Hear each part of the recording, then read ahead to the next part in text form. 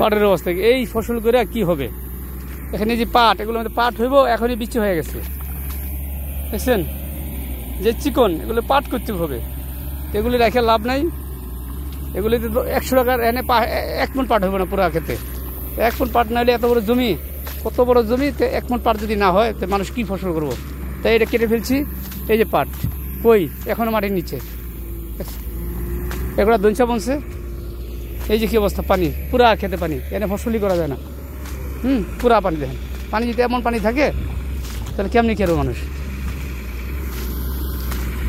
এটা কি অবস্থা, পুরা ক্ষেত খালি। তার জন্য জমি এটা, এই খেতে পাট কিছু ভালো হয়েছে, আমগোটা এই অবস্থা। এই যে দঞ্চা, ক টাকা দঞ্চা হইবে না? 500 টাকা দঞ্চা হইব?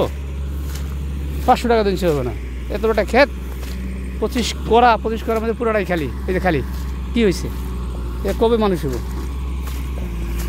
এই যে পুরা ক্ষেত খালি, পুরা ক্ষেত খালি। এটি ঘাস ঘাস ঘাস হয়েছে, ফসল নাই।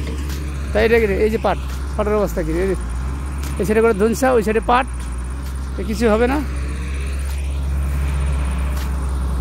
এই গোটা ধনসা আছে আর গোটা পাট আছে। ধনসা ক টাকার? 100 টাকায় 1 মণ হইব না। ধনসা যদি শুকায় তাহলে কিছুই থাকে না। এই যে পাটের অবস্থা কি? সব এমনিতে পাট আছে, চিকন চিকন চিকন চিকন। ওকে, ধন্যবাদ। খালি পুরা ক্ষেত খালি। এ বন্ধু আমার সীমানা, ওই যে সীমানা, ওই দেখা যায় এক সীমানা, ওই এক সীমানা, এর মধ্যে কোনো ফসল নাই। এই ধনসা মানুষ পানি আয় আর ডুবে দেবো। এই অবস্থা কি? ওই যে সীমানা, ডেগু লাগাইছি, যেহেতু ফসল হয় না এটার মধ্যে, ডেগু লাগাইছি।